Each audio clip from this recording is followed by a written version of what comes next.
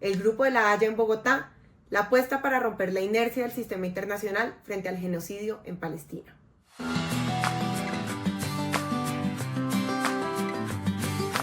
Le doy la bienvenida a todas las personas que nos acompañan en el día de hoy en esta serie de videocolumnas del Centro de Pensamiento Vida.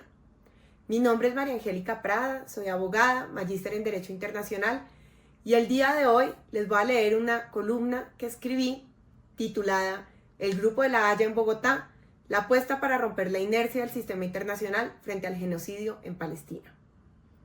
Quiero iniciar esta columna de opinión haciendo un reconocimiento a Francesca Albanese, relatora especial de las Naciones Unidas para Palestina, quien fue sancionada de manera cobarde e ilegal por Estados Unidos en represalia por su trabajo valiente en defensa de la verdad, la justicia y los derechos del pueblo palestino.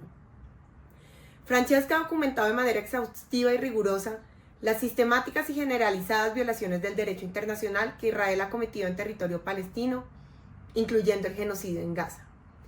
Los informes de Francesca Albanese constituyen una prueba fundamental en la demanda presentada por Sudáfrica en diciembre de 2023 contra Israel ante la Corte Internacional de Justicia, órgano judicial de las Naciones Unidas encargado de resolver controversias entre estados por violaciones al derecho internacional. No confundir con la Corte Penal Internacional, que juzga penalmente a las personas que cometen crímenes internacionales y que en noviembre de 2024 emitió una orden de captura contra el primer ministro de Israel, Benjamin Netanyahu. En su demanda, Sudáfrica alega que Israel ha violado sus obligaciones bajo la Convención para la Prevención y la Sanción del Delito de Genocidio al cometer actos de genocidio contra el pueblo palestino en el territorio de Gaza.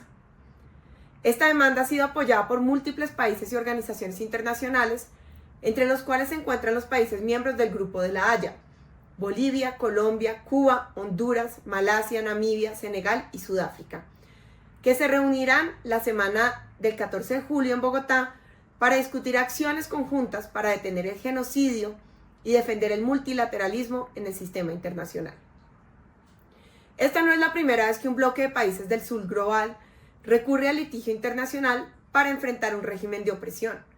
Irónicamente, hace más de 60 años, Sudáfrica fue demandada ante la Corte Internacional de Justicia por Etiopía y Liberia, los dos países africanos que nunca fueron colonizados, por violar sus obligaciones bajo el mandato de tutela que le había sido conferido por la Liga de las Naciones sobre África Sudoccidental, hoy Namibia, al establecer un régimen de apartheid sobre este territorio.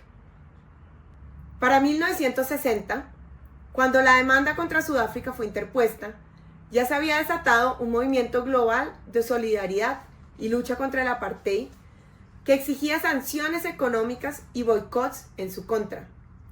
Durante más de una década, la mayoría en la Asamblea General de las Naciones Unidas intentó sin éxito presionar a este país para que abandonara el régimen de apartheid, mientras que los intentos de imponer sanciones desde el Consejo de Seguridad fueron sistemáticamente bloqueados por el veto de potencias occidentales como Estados Unidos, el Reino Unido y Francia. Cualquier parecido con la actualidad es pura coincidencia. En 1966, en un controvertido fallo que se decidió por el voto dirimente del presidente, la Corte Internacional de Justicia desestimó la demanda con un artilugio procedimental. En África y Asia, esta sentencia fue vista como una reiteración de las desigualdades estructurales del orden internacional, con sus promesas incumplidas de igualdad entre las naciones y libre determinación de los pueblos. No fue sino hasta 1971, tras cambiar la composición de sus jueces, que la Corte Internacional de Justicia emitió una opinión consultiva en la que declaró la presencia de Sudáfrica en Namibia como una violación al derecho internacional.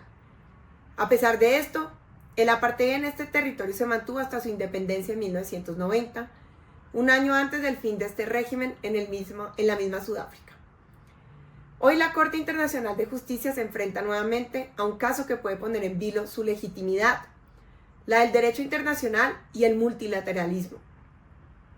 Se confirmará la máxima de Marx de que la historia se repite dos veces, la primera como tragedia, la segunda como farsa.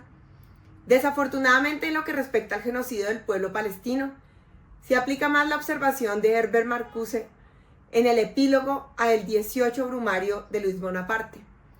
La farsa es más terrible que la tragedia a la que sigue.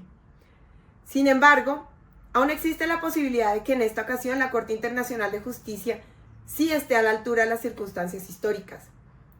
Ya en sus opiniones consultivas de 2004 sobre las consecuencias jurídicas de la construcción del muro en el territorio palestino ocupado y de 2024 sobre las consecuencias jurídicas derivadas de las prácticas y políticas de Israel en dicho territorio, la Corte reconoció el derecho a la libre determinación del pueblo palestino y estableció que las acciones de Israel violan el derecho internacional. Además, en el caso iniciado por Sudáfrica, la Corte Internacional de Justicia concedió este año medidas cautelares, ordenando a Israel tomar todas las acciones a su alcance para prevenir actos de genocidio y garantizar asistencia humanitaria inmediata. Sin embargo, al tratarse de un caso adversarial, el proceso puede tardar años en resolverse. La historia nos ha enseñado que la justicia internacional muchas veces llega, pero llega tarde. Es por eso que la constitución del Grupo de la Haya es tan importante. Como dijo el presidente Petro, gobiernos como el mío tienen el deber de enfrentar a Israel. Demasiados han fallado en hacerlo.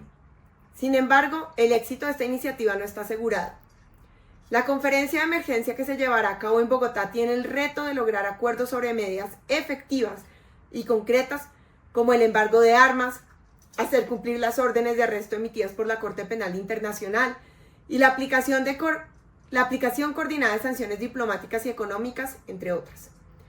Para esto es fundamental que el movimiento global de solidaridad con Palestina siga expandiéndose en número y acciones, para que los gobiernos del mundo sientan la presión popular de adoptar medidas que sean realmente efectivas para frenar no solo el genocidio, sino presionar a Israel para que acepte un cese al fuego, acabe con la ocupación ilegal y el estado de apartheid y reconozca el derecho a la libre determinación del pueblo palestino.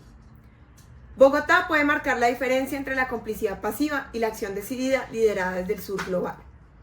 Es por eso que termino esta columna haciendo un reconocimiento al liderazgo y a la claridad política en el escenario internacional del presidente Gustavo Petro, así como al rol del viceministro Mauricio Jaramillo Jacir, descendiente de palestinos, quien ha sido clave en la consolidación de una estrategia diplomática en defensa de Palestina y ha contribuido a implementar en la Cancillería una visión progresista de las relaciones internacionales coherente con el mandato del gobierno del cambio. No sé ustedes, pero yo voté por esto. Muchas gracias, espero que les haya gustado mucho esta columna y que nos ayuden a compartirla y a defender a Palestina.